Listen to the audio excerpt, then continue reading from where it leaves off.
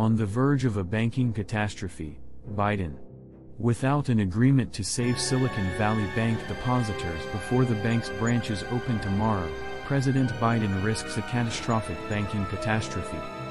Why it matters: bank runs ruin financial institutions regardless of how well or poorly they handle risk. For a brief introduction, watch the renowned Mary Poppins financial crisis video.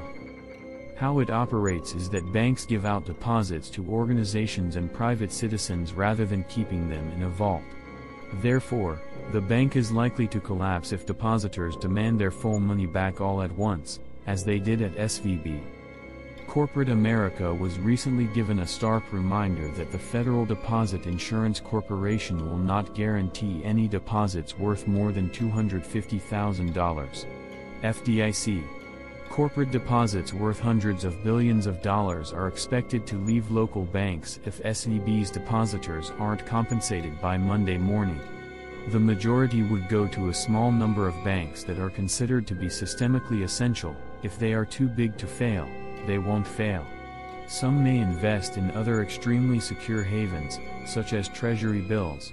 Current situation: every American non-enormous bank is left to wonder if it will be able to retain its business clients. Companies are also concerned. Last week, shares of First Republic dropped 34%, those of Signature Bank 38%, and those of PacWest 55%. Short term, if not also for SVB's private bank, securities, and UK units, the Biden administration must find a well-capitalized buyer for SVB's commercial company. Customers would be able to access their money, including for making payments for this week, and there would be the kind of calm that deters bank runs elsewhere. The government will be under pressure to support the uninsured assets if it is unable to find a buyer. Even though Silicon Valley Bank in particular would find that politically unpalatable, it would still be better than the option. Where things stand, it's obvious who's in charge: the FDIC. Its leadership is well aware that indicating that everyone who had money at SVB ended up having full access to all of their funds is the best method to prevent bank runs. By removing any regulation barriers to a major bank like JP Morgan or Goldman Sachs buying SVB right away, Treasury and the White House can also play a part.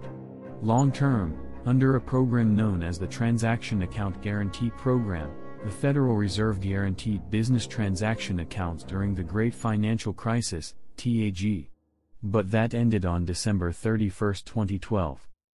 SVB might still be living today, and thousands of businesses wouldn't be worrying about their financial solvency if TAG or something similar had been in place last week.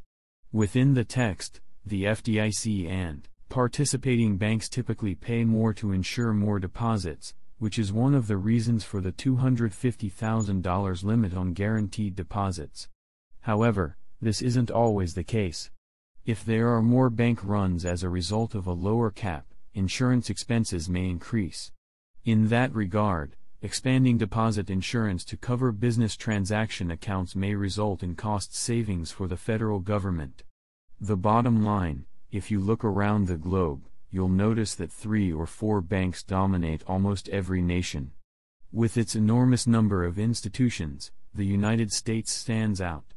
It is the FDIC's responsibility to maintain trust in each and every one of those banks. That task is currently more difficult and pressing than ever.